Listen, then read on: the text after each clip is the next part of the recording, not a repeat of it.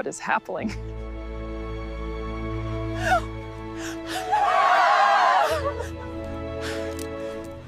You're nothing but a drifter with empty pockets.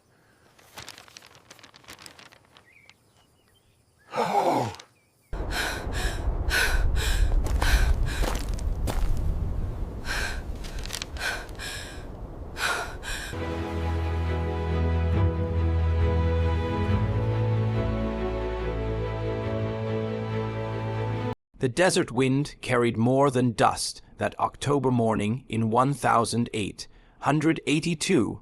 It carried the scent of regret, the whisper of second chances, and the promise of a love that had waited 7 long years to bloom again.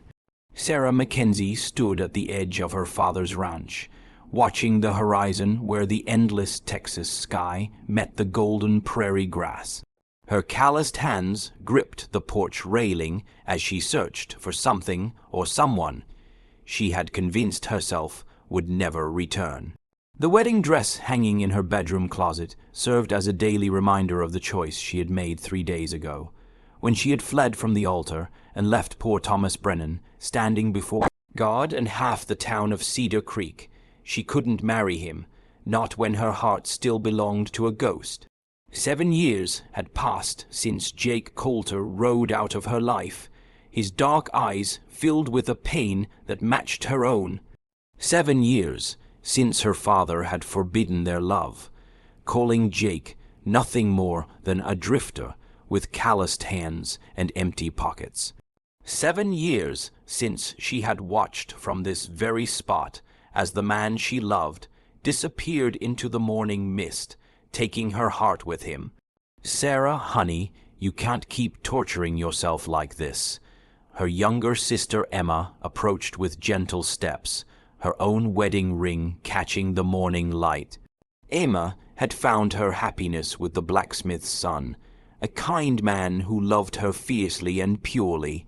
Sarah envied that simplicity, that certainty. I know what I saw, Emma, Sarah whispered, her voice barely audible above the wind. Yesterday at the market it was him, Jake is back, Emma sighed, placing a comforting hand on her sister's shoulder. Even if it was him, Sarah, what good can come of it? You made your choice when you left Thomas at the altar. The whole town is talking. Father is furious. Maybe it's time to... Time to what? Settle? Pretend I can love someone else. Sarah turned, her green eyes blazing with an emotion that had been buried too long. I've tried, Emma, for 7 years. I've tried to forget him. I accepted Thomas's proposal because I thought it would finally put an end to this ache in my chest. But when I stood there in that church, when Reverend Murphy asked if I took Thomas to be my husband, all I could see was Jake's face. The sound of approaching hooves interrupted their conversation. Sarah's heart leaped, then plummeted when she recognized her father's imposing figure riding toward the house. Behind him rode Thomas Brennan, his usually kind face set in hard lines that spoke of hurt and determination. Sarah Elizabeth Mackenzie, her father's voice boomed across the yard as he dismounted. Get inside, now, but Sarah couldn't move. Her eyes were fixed on the distant ridge where a lone rider had appeared, silhouetted against the morning sun. Even from this distance, even after 7 years, she knew that silhouette. The way he sat his horse, the tilt of his hat, the confident line of his shoulders, it was etched into her very soul. I said get inside. Her father's voice cracked like a whip, but Sarah barely heard him. The rider was moving closer, and with each step of his horse, her heart hammered harder against her ribs. Thomas stepped forward, his hat in his hands, his blonde hair catching the light. He was a good man, everyone said so. Kind, reliable, with a steady job at the bank and prospects for the future. Everything a woman should want in a husband. Sarah, he said softly, I know you're confused. The wedding. It was overwhelming, I understand, but we can work through this. My feelings haven't changed. The rider was close enough now that Sarah could see his face, and the world seemed to tilt on its axis. Time collapsed, and she was 19 again, desperately in love with a man who made her feel alive in ways she had never imagined possible. Jake Coulter looked older, weathered by years of sun and hardship, but his eyes, those deep brown eyes that had haunted her dreams, were exactly as she remembered. "You son of a bitch," her father growled, his hand moving instinctively toward the gun at his hip. "I told you never to come back here." Jake brought his horse to a stop 20 feet away, close enough that Sarah could see the scar that ran along his left temple, a new addition that spoke of dangers faced in the years since he had left. He dismounted slowly, his movements fluid and careful, from global markets to political interference. "Mr. Mackenzie," he said, tipping his hat with exaggerated politeness, "Thomas." His eyes found Sarah's and held them. Sarah. Her name on his lips was like a prayer answered, a wound reopened, and a promise whispered all at once. "You have no business here, Coulter," her father snarled. "Sarah's engaged to Thomas. They're to be married as soon as we can arrange another ceremony. Funny thing about that." Jake said, never taking his eyes off Sarah, "I heard tell that the bride ran from the altar 3 days ago. That doesn't sound like a woman eager to marry." Sarah found her voice at last, though it came out as barely more than a whisper. "Jake, you came back. I promised I would." The simple words hit her like a physical blow. She remembered that promise whispered against her hair on their last night together. He had held her beneath the cottonwood tree by the creek, both of them knowing that dawn would tear them apart. "I'll come back for you, Sarah, when I have something to offer, when I can give you the life you deserve. Wait for me. You waited too long," her father said harshly. Sarah's moved on. She's making a life with Thomas. But Jake was still looking at Sarah, reading her face the way he always could. "Is that true, Sarah? Have you moved on?" Before she could answer, Thomas stepped forward, his jaw set with determination. "She has, Sarah. Tell him you're going to marry me." Sarah felt as though she were standing at the edge of a cliff, wind whipping around her, with nothing but faith to guide her next step. She looked at Thomas, dear, safe Thomas, and saw the pleading in his eyes. She looked at her father and saw the anger and disappointment that had driven Jake away 7 years ago.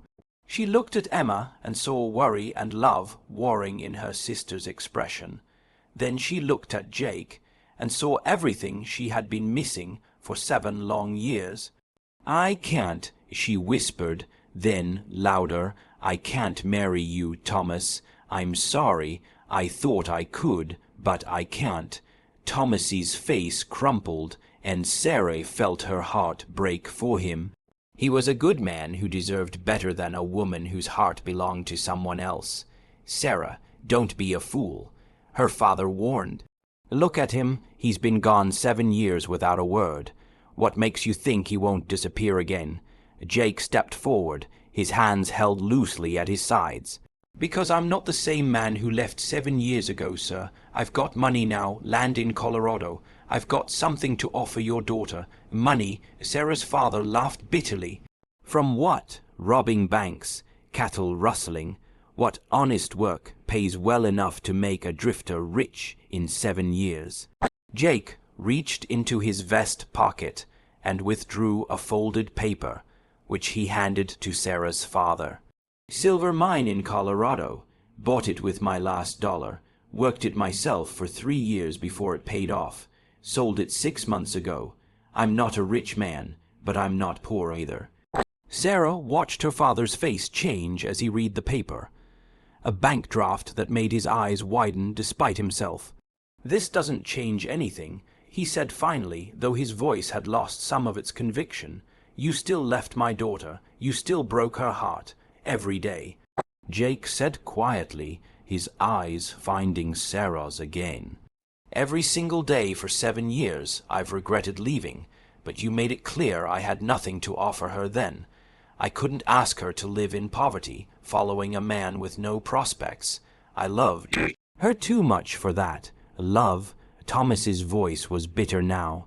If you loved her, you wouldn't have stayed away so long. You wouldn't have let her suffer. Jake flinched as though he'd been struck, and Sarah saw the pain he'd been carrying all these years written clearly on his face. "You're right," he said simply. "I should have come back sooner, should have written, should have found a way. I was a coward, and Sarah paid the price for my cowardice." The honesty in his admission cut through Sarah's remaining defenses like a knife through silk. This was the man she remembered, the one who never made excuses, never tried to pretty up the truth. "Jake," she said, stepping toward him, but her father caught her arm. "Sarah, think about what you're doing. Think about your reputation, your future. Thomas can give you stability, respectability. What can this man give you but heartache?" Sarah looked at Jake, standing there in the morning sun with 7 years of loneliness etched in the lines around his eyes. She thought about the life she could have with Thomas, comfortable, predictable, safe. Then she thought about the fire that Jake had always kindled in her heart, the way he made her feel alive and dangerous and infinitely precious. "He can give me love," she said simply, "real love, the kind that makes you willing to risk everything." "Sarah, no." Thomas stepped forward, desperation clear in his voice. "You don't understand. I love you. I can learn to make you happy. Please, don't throw away what we could have together." Sarah turned to face him, her heart aching for the pain she saw in his kind eyes. "Thomas, you deserve someone who loves you the way I love Jake. Someone who chooses you first, always. I can't be that woman. I wish I could, but I can't." Thomas stared at her for a long moment, then slowly placed his hat back on his head. "I hope he makes you happy, Sarah. I hope he was worth the wait." He mounted his horse and rode away without looking back, leaving Sarah feeling as though she had just torn her own heart in half. "Are you satisfied?" her father demanded. "You've just thrown away the best man in 3 counties for a ghost from your past." But Jake was moving closer now, close enough that Sarah could see the flecks of gold in his brown eyes, close enough to smell the familiar scent of leather and sage that clung to his clothes. "I know I don't deserve a second chance," he said softly, his voice meant only for her. "I know I hurt you. I know I have no right to ask you to forgive me. But Sarah, these 7 years without you have been hell. Every sunrise reminded me of mornings I should have shared with you. Every sunset made me think of the life we could have built together." Sarah felt tears burning behind her eyes. "You broke your promise. You said you'd come back." "I know. I'm sorry. I was afraid I'd come back with nothing to offer. Afraid you'd see me as the same worthless drifter your father always said I was.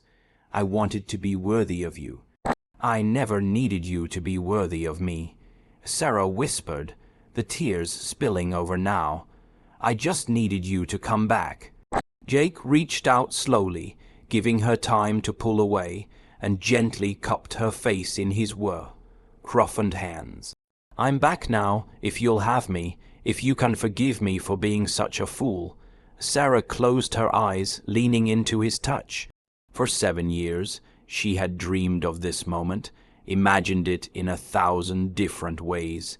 In some versions, she slapped him and walked away. In others, she fell into his arms without question. But reality was more complicated, more painful, and infinitely more precious than any dream. "I don't know if I can trust you not to leave again," she admitted, opening her eyes to meet his.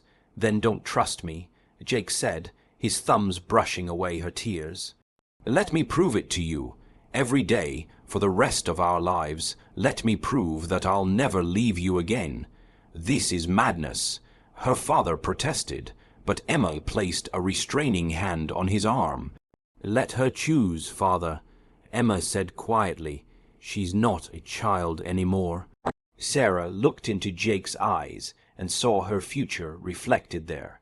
Not the safe, predictable future she could have had with Thomas, but something wild and uncertain and beautiful.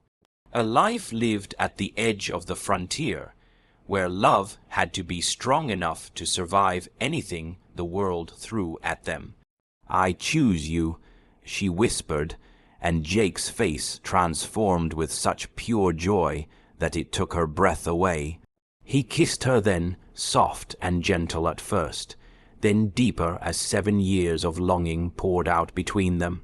Sarah felt herself melting against him, remembering what it was like to be completely, utterly alive. When they finally broke apart, her father was shaking his head in resignation. "If you're going to do this fool thing, at least do it properly. We'll have the wedding next Sunday. Give the town something to talk about besides your running from the last one." Jake straightened, his arms still around Sarah's waist. "Actually, sir, I was hoping we could do it today." "Today?" Sarah gasped. Jake grinned, the boyish smile she remembered from their youth breaking across his weathered face. "I've waited 7 years to marry you, Sarah Mackenzie. I don't want to wait another week." Sarah felt laughter bubbling up in her chest, giddy and light. "Today?" She agreed. "Let's do it today." Her father threw up his hands in exasperation. "The whole town will think you've lost your minds. Let them," Sarah said, standing on her tiptoes to kiss Jake's cheek. "I don't care what anyone thinks anymore," and she meant it. For the first time in 7 years, she felt free. Free from expectation, from duty, from the fear that had kept her heart locked away for so long. The wedding was held that very afternoon under the cottonwood tree by the creek where Jake had first kissed her 8 years ago. Word spread quickly through Cedar Creek, and despite the scandalous circumstances, nearly the whole town turned out to witness the union of Sarah Mackenzie and the man who had come back to claim her. Reverend Murphy, flustered but game, performed the ceremony with the sun filtering through golden leaves above them. Sarah wore her everyday blue dress. She couldn't bear to put on the elaborate gown she had fled from just 3 days earlier. But Jake looked at her as though she were draped in silk and diamonds. When the Reverend asked if she took Jake to be her husband, Sarah's voice rang clear and strong across the assembled crowd. "I do, I always have." Jake's voice was rougher when he spoke his vows, thick with emotion. "I take you, Sarah, to be my wife. I promise to love you, to never leave you again, to spend every day making up for the years we lost." When Reverend Murphy pronounced them husband and wife, Jake kissed Sarah with such passion that several of the older ladies in attendance fanned themselves vigorously. Sarah didn't care. She kissed him back with 7 years' worth of love and longing, pouring her whole heart into that single, perfect moment. As the sun began to set, painting the sky in shades of gold and crimson that matched the autumn leaves, the newly married couple stood together at the edge of the creek. The wedding guests had gone home, full of gossip and speculation about the future of Jake and Sarah Coulter. "Do you regret it?" Jake asked softly, his arm around his wife's waist, giving up the safe choice for the uncertain one. Sarah leaned against him, marveling at how perfectly she still fit against his side. "The only thing I regret is waiting so long to choose you. Thomas was never the safe choice for me, Jake. He was just the easier one." Jake pressed a kiss to the top of her head. "I love you, Mrs. Coulter. I love you too," she replied, then pulled back to look at him seriously. "But, Jake, I need you to promise me something, anything. Promise me that if we face hard times, and we will, because life on the frontier is never easy. You won't run again. Promise me we'll face whatever comes together." Jake took her hands in his eyes serious and steady. "I promise you, Sarah, whatever comes, we face it together. I spent 7 years learning that no amount of money or success means anything without you. I won't make that mistake again." As if testing that promise immediately, a commotion erupted from the direction of town. Shouts and the thunder of hooves reached them, and Jake instinctively moved Sarah behind him as a group of riders approached at full gallop. The lead rider pulled up hard, his horse dancing nervously. Sarah recognized him as Deputy Marshal Bill Henderson, his badge gleaming in the fading light. "Jake Coulter," he called out. "That's right." Jake replied calmly, though Sarah felt the tension coil through his body. "I've got a warrant for your arrest," Henderson said, reaching into his vest pocket. Sarah's blood turned to ice. "On what charges?" "Bank robbery in Dodge City 3 months ago. The description matches, and you were seen in the area." Jake stepped forward, his hands visible and empty. "I was in Colorado 3 months ago, working my claim. I've got witnesses." "You can tell that to the judge," Henderson said, motioning for his men to flank Jake. "Right now, I need you to come with me." "No," Sarah said, stepping around Jake despite his attempt to keep her behind him. "This is our wedding day. Surely this can wait." "I'm sorry, ma'am," Henderson said, and he did sound genuinely apologetic. "But a warrant is a warrant." Jake turned to Sarah, his hands framing her face, just as they had that morning.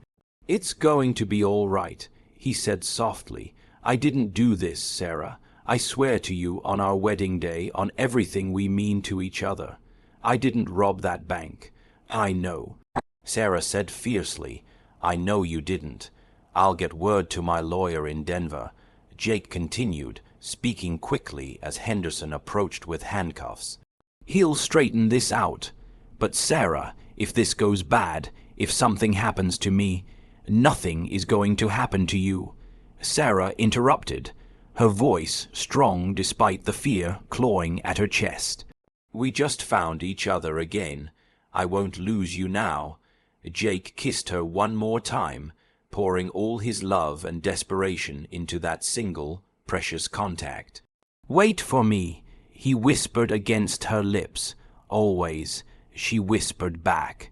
As the deputies led Jake away, Sarah stood beneath the cottonwood tree where they had just been married, watching the man she loved disappear into the gathering darkness.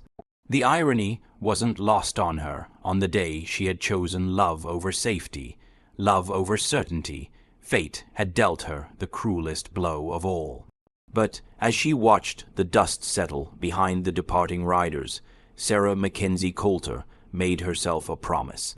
She had waited 7 years for Jake to come back to her. She had chosen him over safety, over respectability, over everything her father had wanted for her. She wasn't going to lose him now to a lie. Emma appeared at her side, having followed the commotion from the house. "Sarah, I'm so sorry. What will you do?" Sarah wiped her tears away with the back of her hand, her jaw set with determination that would have made her frontier ancestors proud. "I'm going to prove my husband's innocence, and then I'm going to bring him home." The next 3 weeks passed in a blur of desperate activity. Sarah rode to Denver to meet with Jake's lawyer, a pied man named Morrison, who assured her that he would do everything in his power to clear Jake's name. She traveled to Dodge City to investigate the robbery herself, interviewing witnesses and gathering testimony that placed Jake hundreds of miles away on the day in question. The real breakthrough came from an unexpected source. Thomas Brennan, the man she had left at the altar, arrived at her father's ranch with a telegram in his hand and a grim expression on his face. "Sarah," he said without preamble, "I've been doing some investigating of my own." Sarah looked up from the letter she was writing to Morrison, surprised to see Thomas standing in their parlor. He looked older, worn down by the events of the past month. "Thomas, you don't need to—" "Yes, I do," he interrupted. "You may have chosen him over me, but that doesn't mean I want to see an innocent man hang for something he didn't do." He handed her the telegram. "This is from the marshal in Dodge City. The real robber was caught trying to pull the same job in Kansas City. Confessed to the Dodge City robbery and 3 others. Jake's description matched because they're both tall, dark-haired men. But this fellow has a distinctive tattoo on his left hand that Jake doesn't have." Sarah stared at the telegram, hardly daring to believe it. "Jake's free. Should be as soon as this gets to the right people," Thomas confirmed. Then, quietly, "I hope you'll be happy, Sarah. Despite everything, I hope you'll both be happy." Sarah looked up at this good man who had every reason to hate her, every reason to let Jake rot in jail, and felt her heart break a little for what might have been. "Thomas, don't," he said gently. "You made the right choice. I can see that now. You never could have loved me the way you love him. I just wish I'd understood that sooner." The sound of approaching hooves interrupted them, and Sarah's heart leaped as she recognized the familiar rhythm. She ran to the window and saw Jake riding toward the house, free and whole and more beautiful than any sunrise she had ever witnessed. She was out the door and running toward him before he could dismount, throwing herself into his arms with such force that he staggered backward, laughing. "Easy there, Mrs. Coulter," he said, spinning her around before setting her feet back on the ground. "Miss me? 3 weeks," Sarah said, peppering his face with kisses. 3 weeks of not knowing if I'd ever see you again. Hey." Jake said, catching her face in his hands and forcing her to look at him. "I promised you I'd never leave you again. A false arrest wasn't going to break that promise." Over Jake's shoulder, Sarah saw Thomas leading his horse toward them. The 2 men faced each other for a long, tense moment, and Sarah held her breath. "Thank you," Jake said finally, extending his hand. "Sarah told me what you did. You didn't have to help." Thomas looked at the offered hand for a moment, then shook it firmly. "She loves you," he said simply. "That's worth protecting, even when it hurts." Jake nodded, understanding passing between the 2 men. "You're a better man than I am, Thomas Brennan." "No," Thomas replied. "I'm just a different man. Take care of her, Jake. She's worth everything you went through to get back to her." As Thomas rode away, Sarah leaned against her husband, marveling at the twists of fate that had brought them to this moment. The sun was setting again, painting the sky in those familiar shades of gold and crimson that seemed to mark all the important moments of their lives. "So, Mrs. Coulter," Jake said, his arms tightening around her, "ready for that adventure I promised you." Sarah tilted her face up to his, seeing their future stretching out before them like the endless prairie, uncertain, challenging, but infinitely precious because they would face it together. "With you, I'm ready for anything." As they stood there beneath the vast Texas sky, Sarah thought about the choices that had brought them to this moment. She had chosen love over safety, passion over predictability, uncertainty over the comfortable lie. It had cost her, cost them both, but as Jake's lips met hers in a kiss that tasted of promises and second chances, Sarah knew she would make the same choice again. Some things were worth the risk, some loves were worth the wait. And some stories, no matter how many obstacles stood in their way, were simply meant to have their happy ending beneath the endless western sky. The desert wind that had carried regret that morning now carried something else.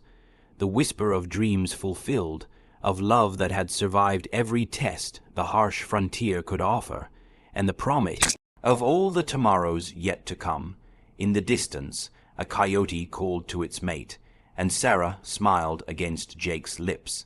Even the wild things of the prairie understood what she had learned, that love, real love, was worth fighting for, worth waiting for, worth everything.